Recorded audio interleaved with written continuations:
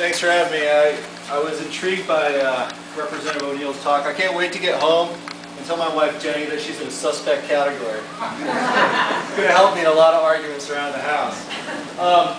Again, thank you very much. Where's Claire? Claire and everyone else for having me. I do appreciate your time and your attention. Today I want to talk about the core of my campaign. I'm running for U.S. Congress against Chris Murphy in the 5th District, and we're going to be talking a lot about economics, about jobs, about the national debt, and about the direction that this country is going in. This is not going to cost you anything.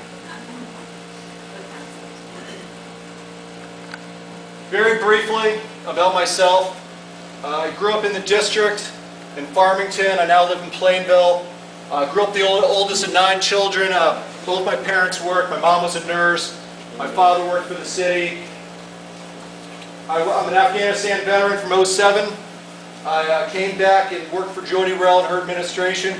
Prior to that, I worked for 5 years in the U.S. Congress on trade issues, budget issues, and national security issues.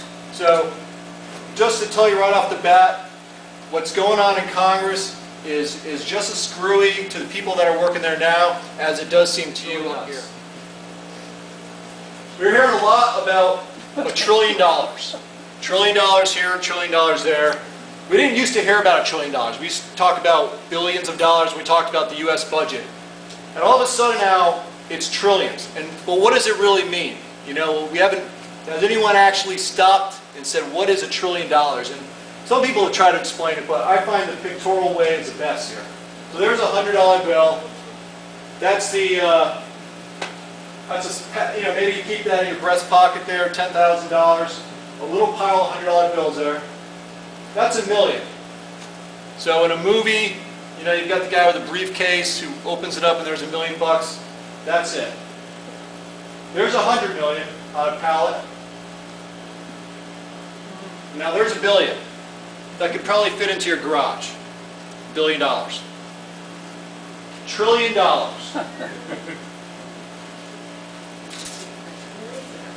Take a look at this guy here. It's over his head. Those are double stacked. Those are double stacked. It looks to be about, I don't know, 4 city blocks or so. This chart is kind of cut off there, but let me explain. What you see in the dark is spending. Those are the high ones. And what you see next to it, and what I guess is kind of salmon or pink or whatever you want to call it, that's revenue. You can see that there's a gap every year going out to 2019 and beyond. It wouldn't be so bad, I guess, if that $2.4 trillion extra spending was a one-shot deal. We were only going to do it 1 year and then try to get back to a balanced budget. But the federal budget plan that we have on the table that's going to be accepted never gets to a balanced budget. In fact, in 2019, we're still $1.2 trillion spending more than we're taking in. This is a best case scenario. It assumes no more stimulus packages and TARPs. It assumes no more Katrinas, natural disasters, and anything else that might come along that would cost money. This is irresponsible.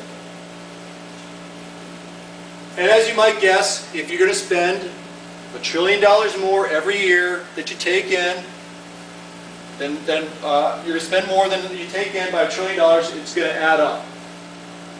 By 2019, in a best case scenario, it's $17 trillion of debt.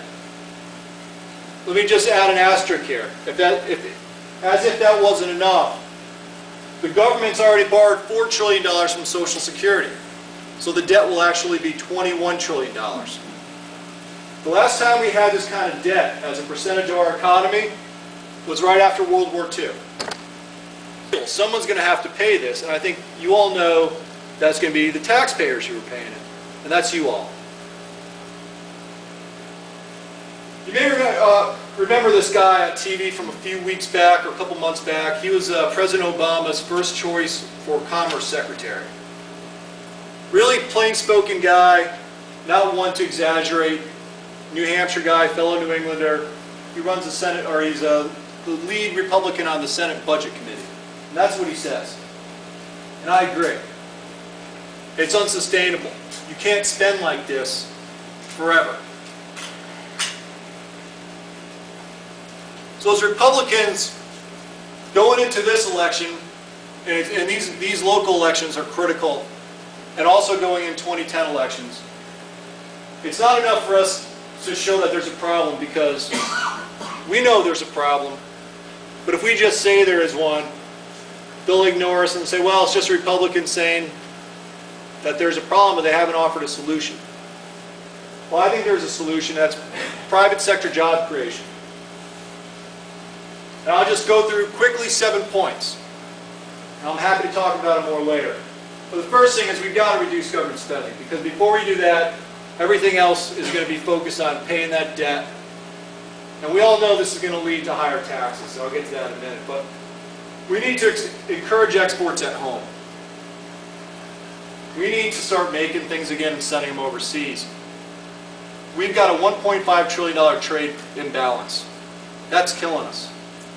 And that's not just because there's cheaper labor overseas. We're the only country in the Western world that taxes goods that are exported. We tax everything that goes overseas. We're the only country that does that. Our products are automatically more expensive when they get to that store overseas. Sell things in other countries.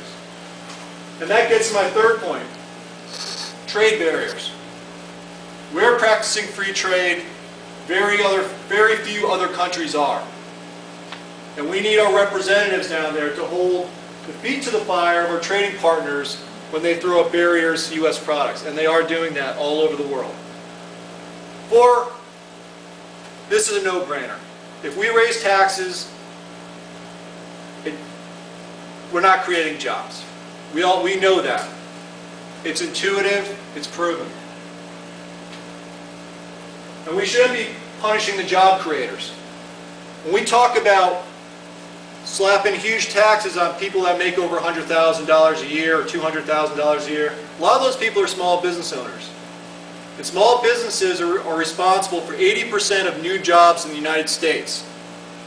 Now, if they get hit with a tax, what do you think they're going to do? They're going to either lay off someone or they're not going to hire somebody. And that's the path we're going in now. We need to reverse that mindset. And get an education, came up earlier, math and science, and we need to encourage innovation. We can't do that if we're spending all that money on debt on the interest instead of on things in energy.